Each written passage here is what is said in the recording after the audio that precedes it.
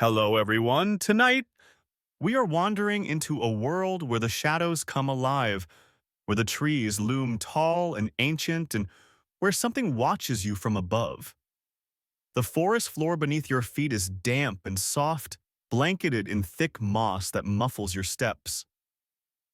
Overhead, the canopy knits together so tightly that the last slivers of sunlight have already faded, even though the sun has only just dipped below the horizon.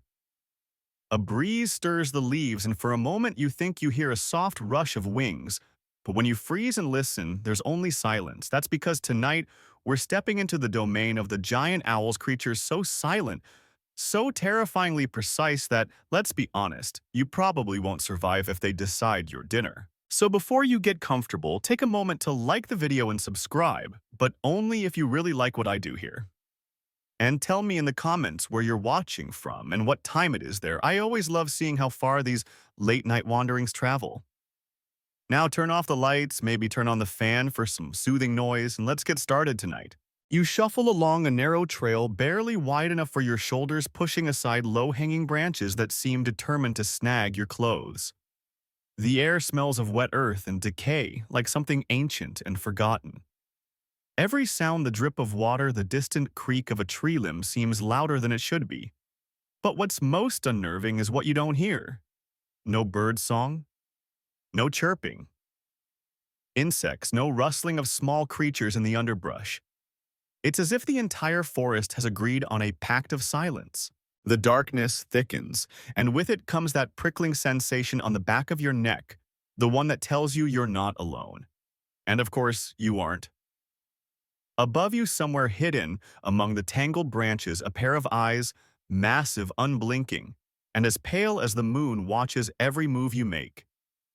The giant owl has seen you long before you even suspected its presence.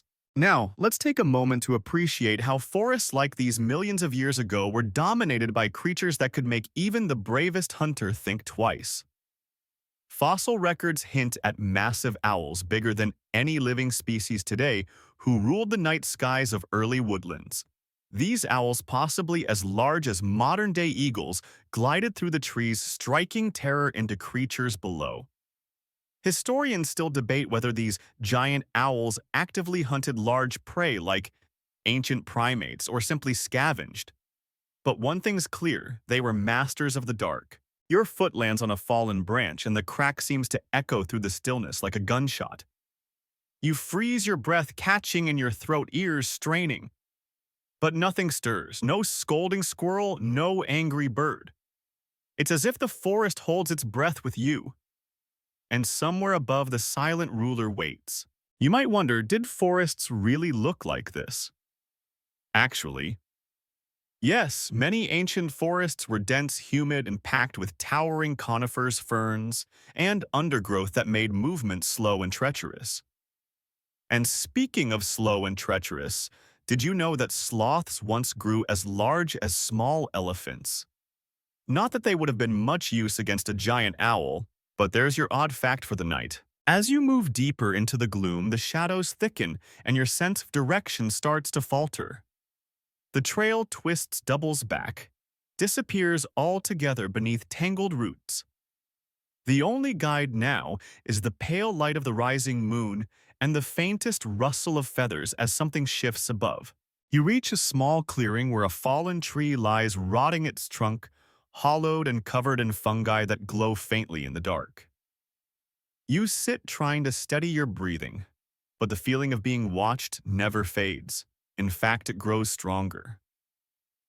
The owl's presence is a weight pressing down on you, silent and patient. You begin to understand why early humans spun tales of these creatures as forest spirits or night demons, watchers who judged your worth with their unblinking gaze. Suddenly, a branch creaks above, and something vast and winged drops soundlessly from the trees, passing just feet from your head.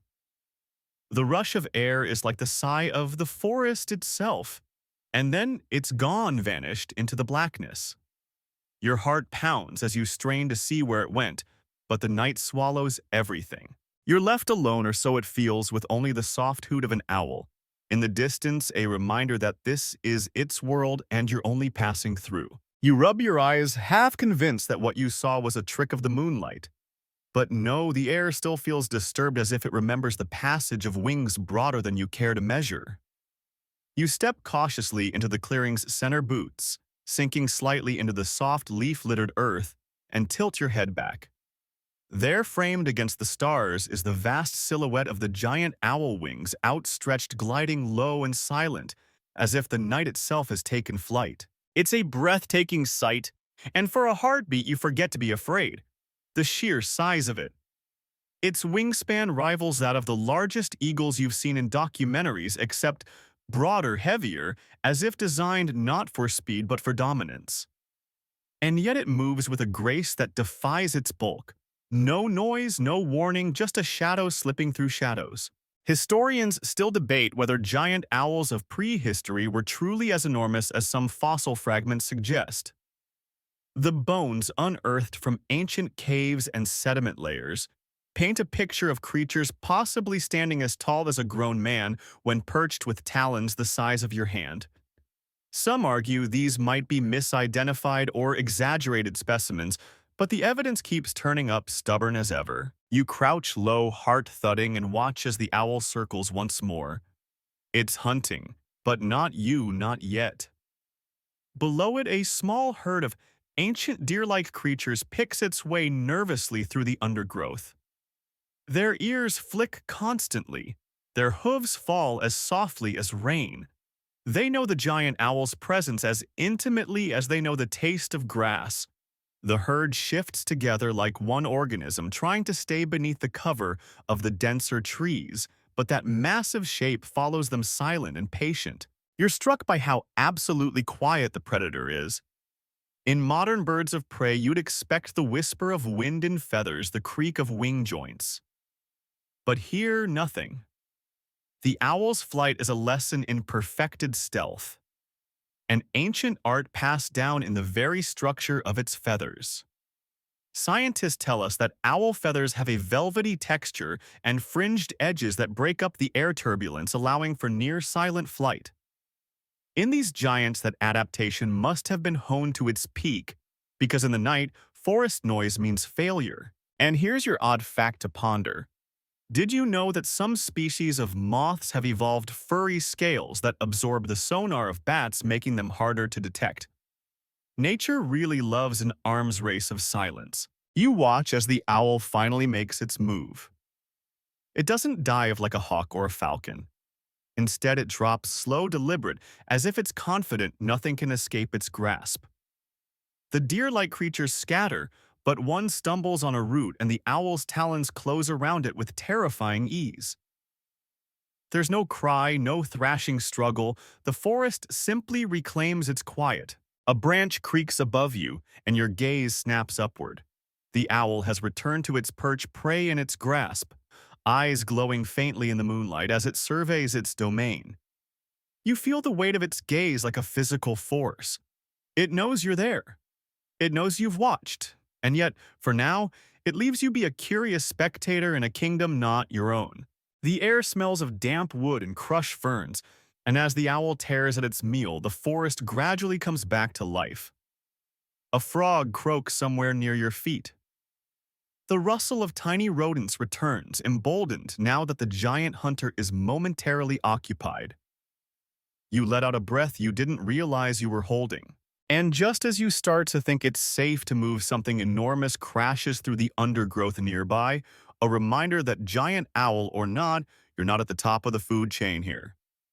Maybe it's time to consider how you'll get out of this forest in one piece. Or maybe, just maybe, you'll stick around a little longer.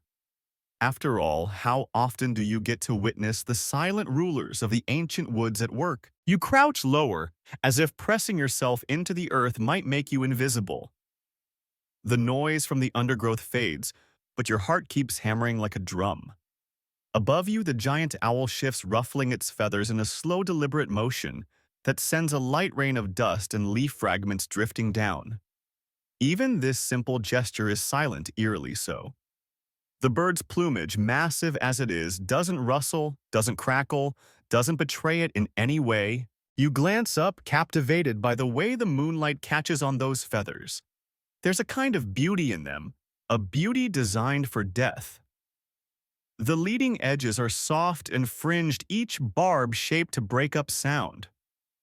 You remember reading once that modern owl feathers scatter air currents the way a finely tuned muffler dampens noise. Now imagine that technology scaled up to a creature with a wingspan wide enough to shade an entire clearing. Nature's original stealth bomber. Historians still debate whether these owls evolved this silent design purely for hunting, or if it was partly for protection from rival predators, from early humans, or from even larger night stalkers lost to time. Some suggest that silence wasn't just about catching dinner, it was about surviving long enough to do so again. As you study it, the owl spreads its wings slightly, testing the air. You can see how its entire frame seems built for silent precision. The joints barely creak. The flight feathers slide past each other like whispered secrets. And those talons hooked massive but so steady they don't even tremble as they grip the branch. You ease back a step, careful not to snap another twig. The owl tilts its head almost imperceptibly. You can't help but feel like you're in a staring contest you're destined to lose. Then it happens without warning. It lifts off. No sound. No rush of wind. Just a ghost slipping into the night. You follow as best you can, moving slowly so you don't spook anything or draw attention to yourself. The owl glides above, weaving through the trees like a shadow come to life. You spot it again as it banks low over a stream, hunting. The water gleams like a ribbon of silver in the moonlight. For a moment, you think you see a fish leap, but then it's gone, claimed by the silent hunter. And here's your odd fact for the night. While owls have earned fame for their silent flight, did you know that barn owls' faces work like satellite dishes, funneling sound directly to their ears? The face itself is part of the hearing apparatus. A design so perfect, engineers have studied it for ideas on building better microphones. You pause on the bank of the stream, watching the owl rise again with its prize. The soft splash fades almost instantly. The water calms as if nothing disturbed it. The owl circles once before retreating into the canopy. And you're left with the quiet gurgle of the stream and the realization that in this forest, sound is a dangerous luxury. It's humbling, really. In a world before engines and chainsaws and the chatter of human cities, silence was power. This owl owned the night because it could move through it without a trace. And for a creature like you, clumsy, noisy, and all too mortal, the best you can do is watch and hope the silent ruler doesn't take an interest. Of course, as you turn to head back toward the safety of your path, your boot slides on a slick rock and you splash loudly into the shallows. Smooth move. Somewhere above a branch creaks. The owl is still watching. You can almost hear it thinking, amateur. You drag yourself out of the stream, your boots squelching your pride as bruised as your knee. The night air clings to you, cool and damp, carrying with it the mingled scents of moss, wet stone, and the faint metallic tang of disturbed earth. You pause on the bank, water dripping from your sleeves, and glance up again. And there it is, the owl perched high on a gnarled limb, staring down at you with those massive, luminous eyes. There's something about those eyes that feels ancient, as if they've witnessed more than just the fleeting struggles of prey and predator. Round and unblinking, they catch the moonlight and reflect it back at you like twin mirrors. You realize that in this forest, those eyes rule the dark. You've heard that owls' eyes are so large they can't actually move them in their sockets. Instead, they swivel their heads in eerie, near-complete circles to compensate. And as this giant turns its head toward you, slow and deliberate, you find yourself frozen, caught in its gaze like a rabbit in a snare. Historians still debate whether these massive owls were strictly nocturnal, or if they also hunted during the crepuscular hours, those strange twilight moments when the world shifts between day and night. The debate lingers because some fossils show features typical of daytime hunters. Strong beaks, forward-facing eyes set for stereoscopic vision, suggesting they might have owned both dusk and dawn. The owl shifts its weight talons digging into the bark. It leans forward, and for a second you think it's going to drop down onto you. Your breath catches. But then it launches silently into the air, wings outstretched, gliding low over the forest floor. You track it with your eyes, barely daring to move as it zeroes in on some unseen quarry. The way it locks onto its target is a masterclass in precision. Those enormous eyes so adept at pulling every scrap of light from the night see what you can't. A shiver runs down your spine. Odd fact for you, those same tubular eyes that give owls their signature stare are so specialized that the birds rely almost entirely on their hearing to judge distance. The eyes see in detail, the ears tell them where. And in giant owls, those adaptations must have been supercharged. It's like their entire face was a hunting tool. The forest beneath this owl goes still again as creatures sense the passing of their silent tyrant. You can feel the tension in the air, the way everything waits. And then with no sound at all, the owl strikes. You can't see the details from where you stand. Just the sudden downward sweep of wings, the talons outstretched like grasping hooks. A small shape vanishes into the night, claimed by the ruler of the canopy. The owl lifts off heavy with its catch and glides back into the tangled web of branches. The forest breathes again, but you can't shake the feeling that those massive eyes are still on you somewhere hidden. Watching. Judging. And as you stand there dripping and humbled, you realize something else in this world. The giant owl's vision isn't just about seeing prey, it's about command. Those eyes see everything and nothing escapes their judgment. You're not just a visitor here, you're part of the scene it surveys. You take a careful step back, trying not to slip again. The forest closes around you, but the memory of those eyes stays with you, glowing like twin moons in the dark. You move slowly now, placing each step with care, as if the ground itself might betray you with a careless snap or splash.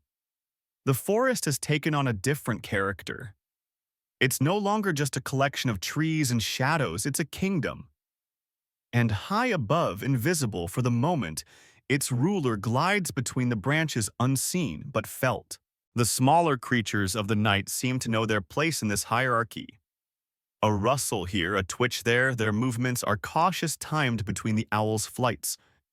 You spot a small rodent, fur matted with dew, pausing beneath a fallen log. Its tiny nose twitches as it scans the air, ears flicking for the faintest whisper of wings.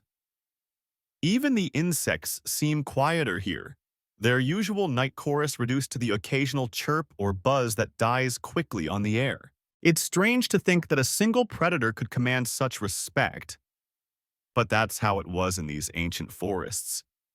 The giant owl wasn't just another hunter, it was the silent force that shaped the behavior of everything beneath the canopy. Creatures adapted not just to survive the elements or find food, but to live around the hunting patterns of these feathered tyrants. Historians still debate whether the giant owl's dominance led directly to changes in prey behavior, such as the rise of nocturnal camouflage patterns or new nesting habits. Some think these owls may have inadvertently driven evolutionary shifts, forcing their prey into ever more ingenious forms of hiding. Others argue that environment and climate had more to do with it, and the owl was simply one player in a larger drama. But as you stand here listening to the forest hold its breath, it's hard not to feel the weight of its rule.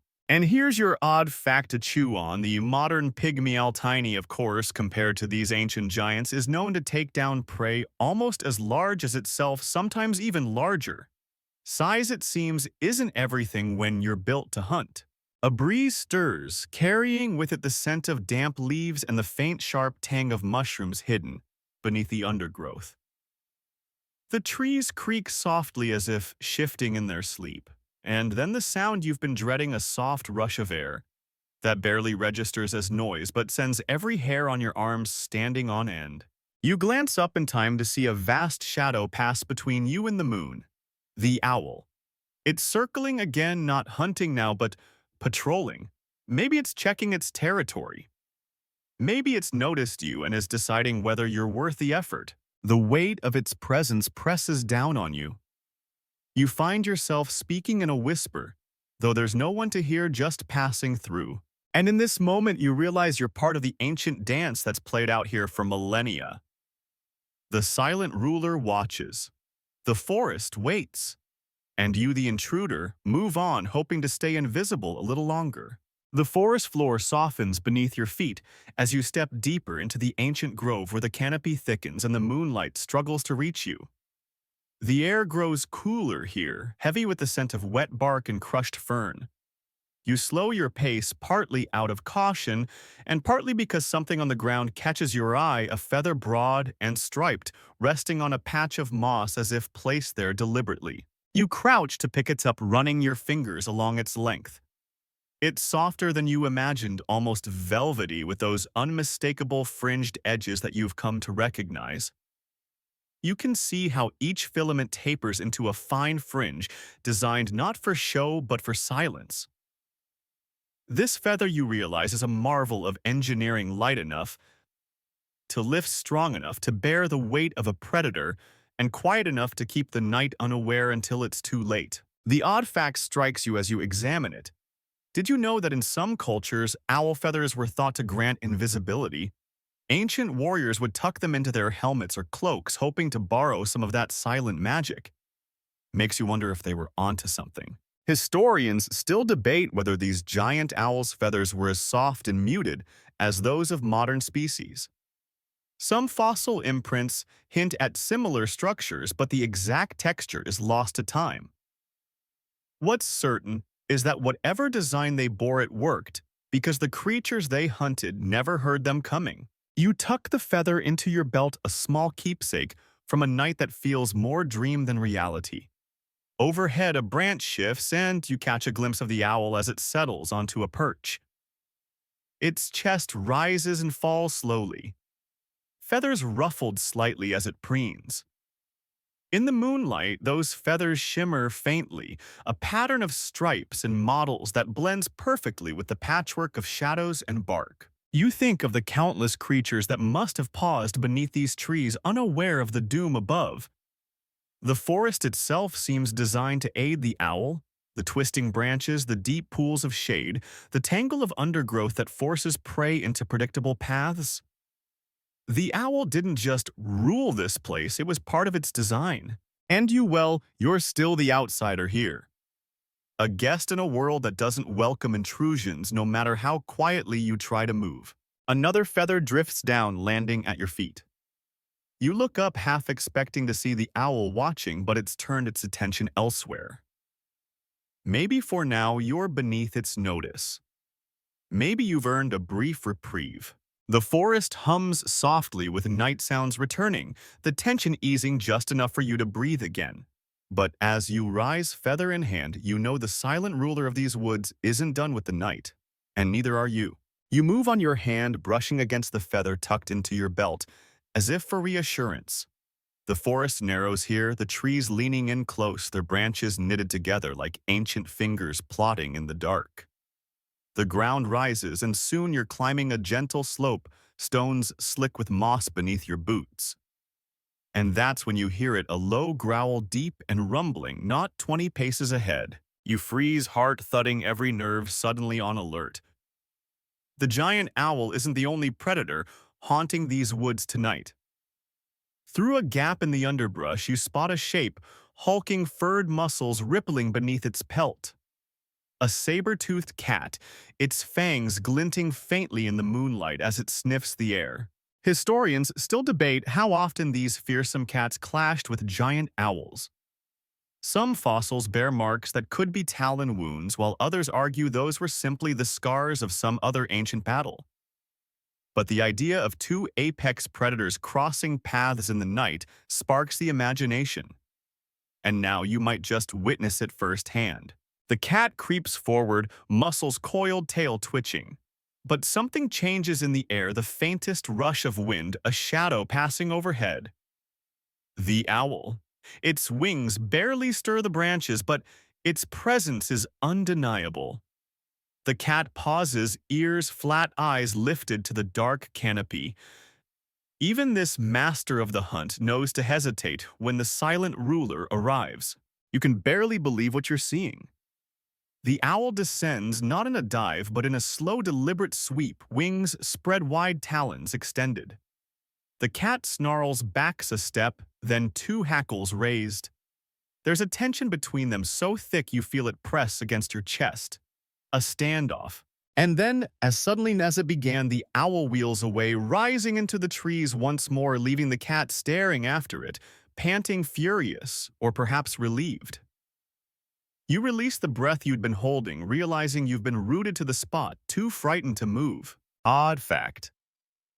Some modern owls, despite their size, have been known to steal prey from foxes and small wildcats.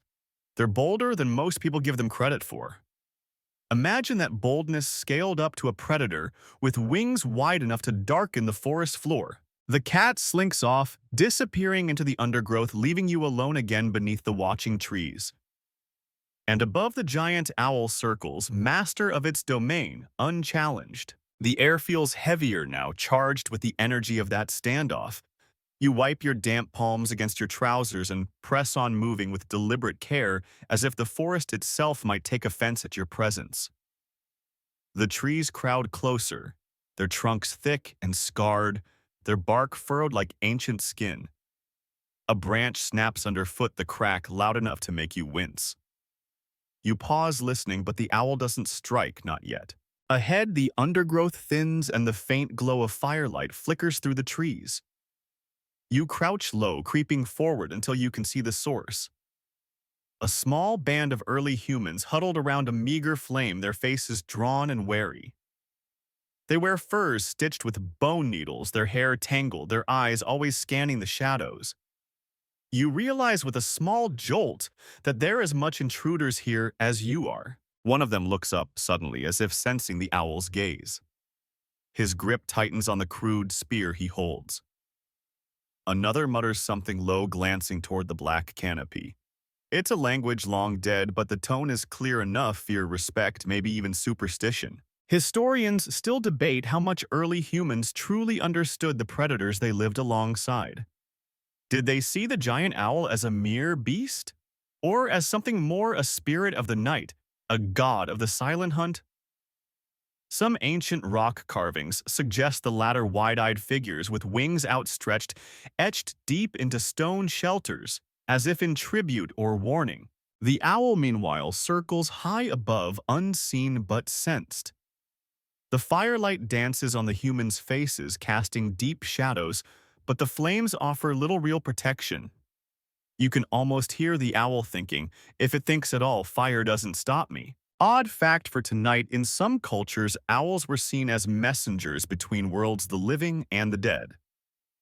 Maybe these early humans felt the same, lighting their small fire not to ward off the owl, but to guide its gaze away from them. The group shifts, uneasy. One rises and tosses a fresh branch onto the flames, sending a shower of sparks into the night.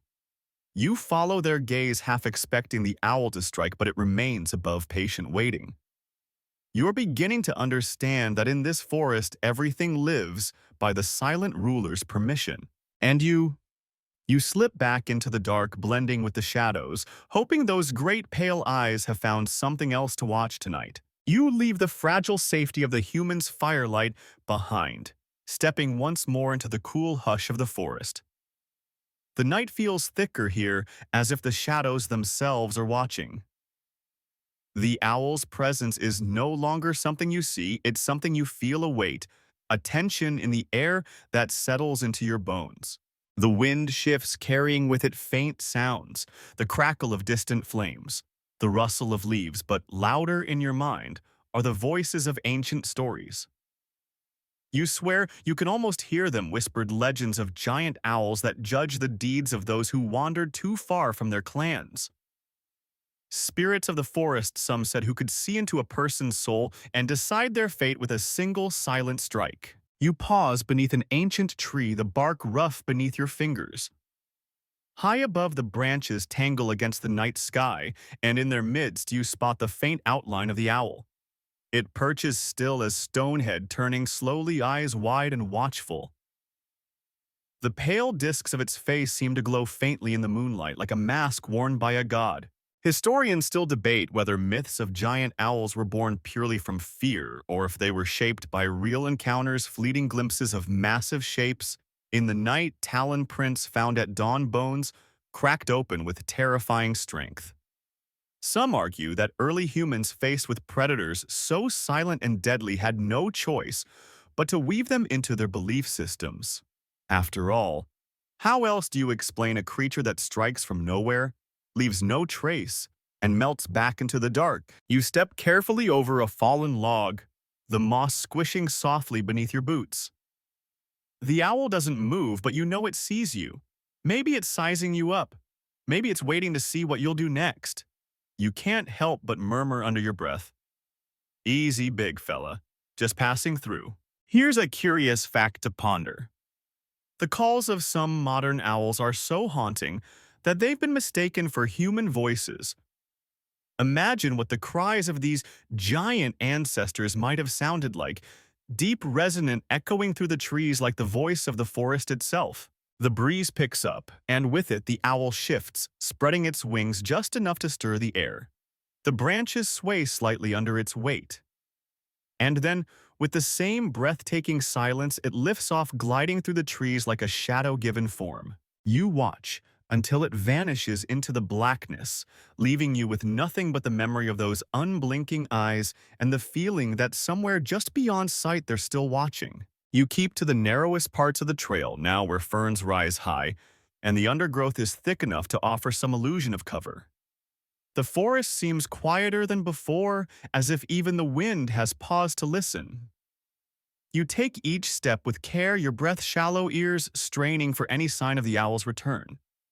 But what you hear instead is something softer, a faint rhythmic tapping, like claws on hollow wood. You ease forward until the trees part slightly, revealing a sight that halts you mid-step, a nest high in the crook of a massive tree. It's a colossal structure of woven branches lined with tufts of down and what looks like shed fur. And within it, shifting restlessly, are two giant owl chicks. They're large enough to make you nervous, fluffy, pale, with heads too big for their bodies and wide, unblinking eyes that mirror the cold moons above. They watch each other more than they watch you. Their movements slow measured, as if they've already learned the discipline of stillness. One fluffs its feathers, and you notice how even at this young age the down is marked with the faint beginnings of those telltale stripes, the patterns that will someday let it vanish into the shadows. Odd fact for you: in some modern owl species, the young will hiss or click their beaks when threatened to sound eerily like a snake's warning. Nature loves to recycle a good idea. Historians still debate how silent these giant owl chicks truly were. Fossil evidence offers no clues about their vocal habits. But, judging by the size of the nests and their isolated locations, many believe these young were trained early in the art of quiet so as not to draw unwanted attention from rival predators, or perhaps even from rival owls. You crouch low, watching the nest from behind a fallen log, heart pounding. There's something humbling about seeing them like this before the full menace of adulthood cloaks them in feathered authority. They're vulnerable, yes, but also full of potential, like little shadows in training. The wind stirs, and from deeper in the forest comes that familiar rush of wings. The parent returns, landing with impossible grace beside the nest.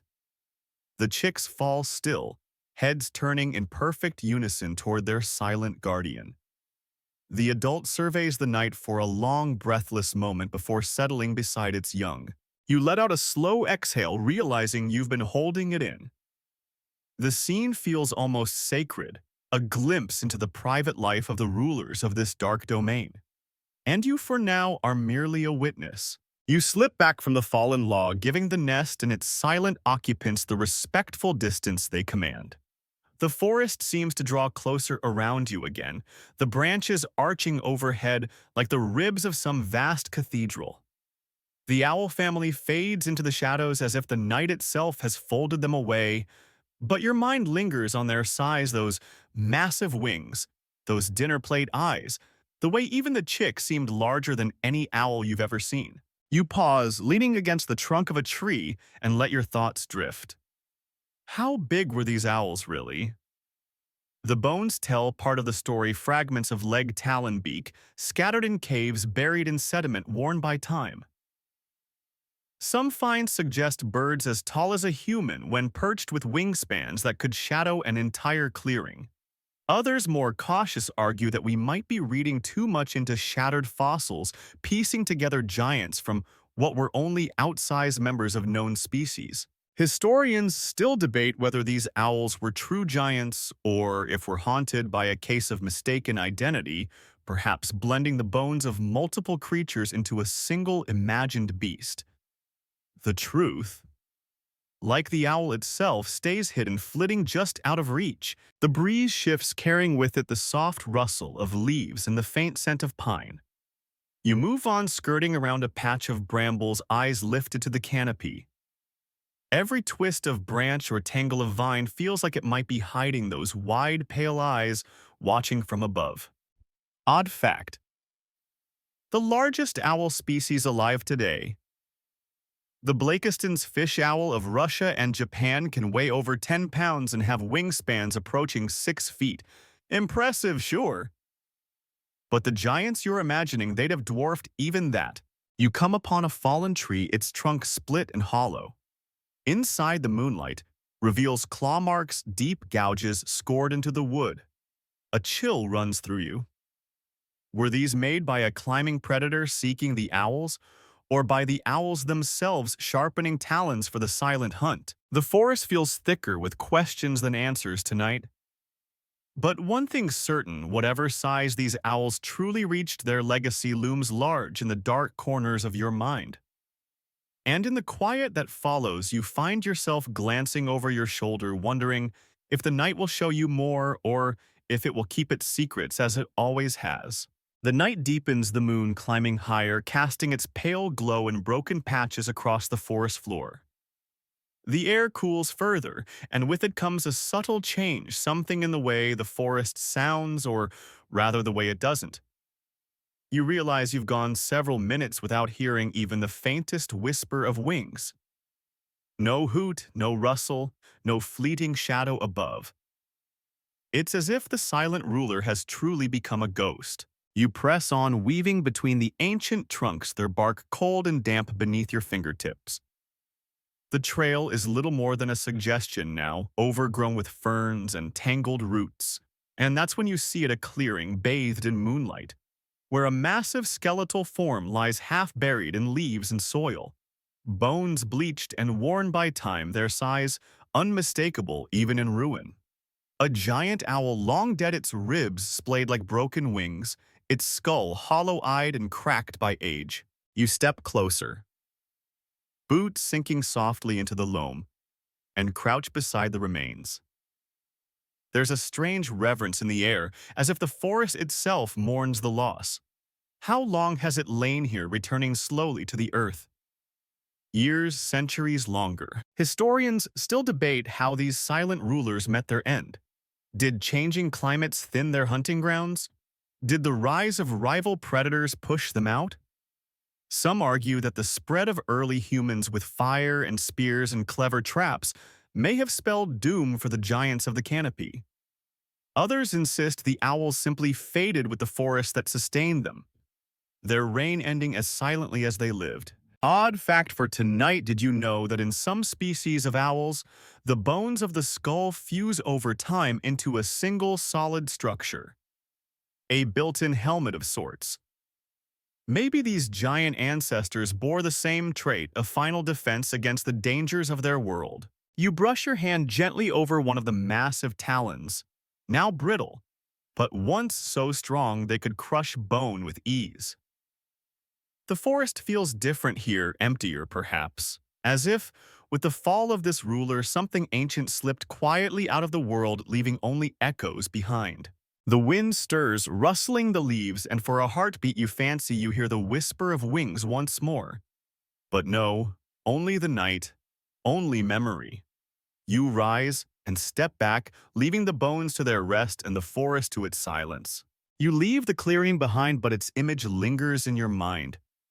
The ribs like shattered arches, the talons outstretched as if reaching for one last flight.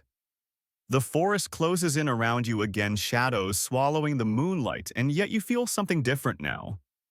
The weight of the giant owl's reign may have ended, but its legacy still clings to this place, woven into the branches and the silence itself. As you walk, you begin to notice it the way the modern owls call in the distance. Softer, smaller, but with that same eerie authority. A screech owl trills from the trees nearby, and a barred owl answers its call, rolling through the night like a question with no answer. You stop listening, realizing that the forest's song still bears the echo of its former rulers. Historians still debate which traits in modern owls are direct gifts from these ancient giants.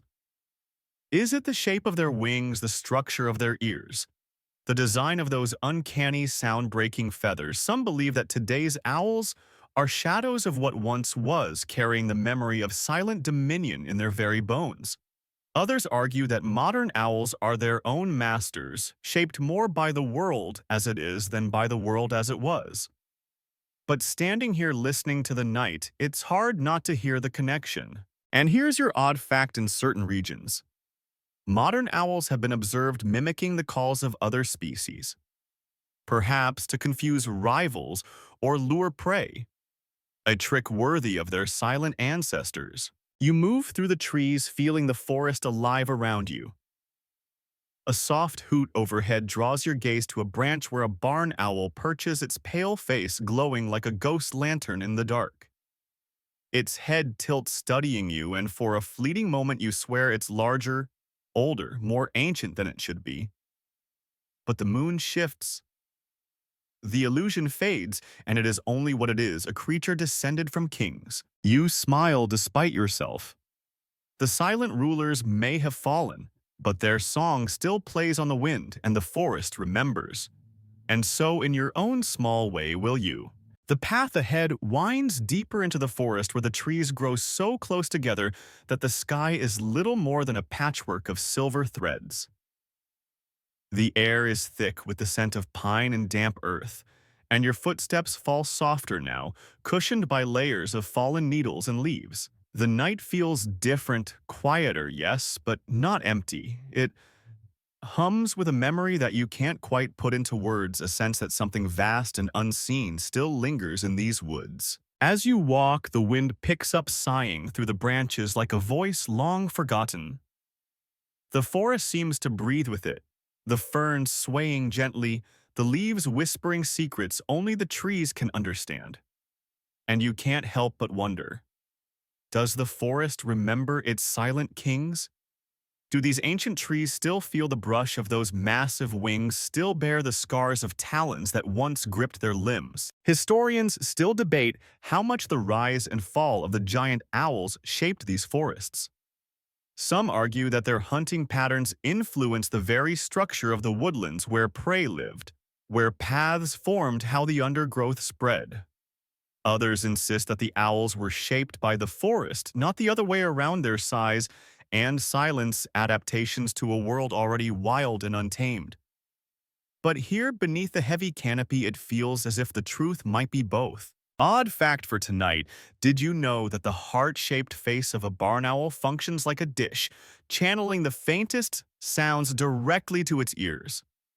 Imagine what that feature must have been like on a creature twice or even 3 times the size, nature's perfect listening device. You pause, resting your hand on the rough bark of a tree that must have stood here since the age of those giants. The wood feels warm beneath your palm, as if the memory of those silent rulers has seeped into it. A breeze stirs again, and for a heartbeat you could swear you hear the faintest flutter of wings.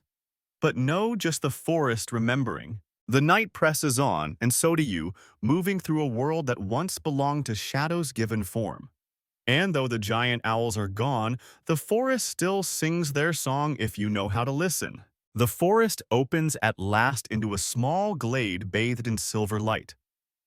The ground here is soft and springy underfoot, blanketed in moss so thick it muffles even your cautious steps. You stand at the edge for a moment, the cool night air filling your lungs, and look up at the canopy that circles above like a crown of ancient limbs. You feel as though you've reached the heart of the woods, a place where the past clings more tightly, where the silent rulers might still linger if only in spirit. You cross the glade slowly, aware of every sound or the lack of it. The forest seems to hold its breath and you with it. Above the branches creak softly as the breeze stirs them, and you can't shake the feeling that eyes watch from every shadow. The giant owls may be gone, their bones crumbled into the soil beneath your feet, but the night remembers. And perhaps, just perhaps, so do their descendants. Historians still debate how long these rulers of the dark truly survived. Some say they vanished as early humans spread their reign cut short by fire, spear, and cunning. Others suggest they lingered far longer, surviving in remote forests, becoming the source of whispered legends and campfire tales. The truth is buried beneath centuries of leaf fall and silence, but the glade feels like a place where such truths might still echo. Odd fact for this final walk in some forest today. Certain owl species will return to the same nesting sites for generations, as if drawn back by the memory of those who came before. Imagine how these ancient forests might have felt, shaped by the footsteps and wing beats of giants who ruled without sound. You find yourself circling the glade, reluctant to leave, reluctant to let go of the hush that hangs so heavily here. The moss cushions your steps, the breeze cools your brow, and the night wraps around you like a cloak. For a moment, the world seems balanced perfectly between past and present, between what was and what lingers still.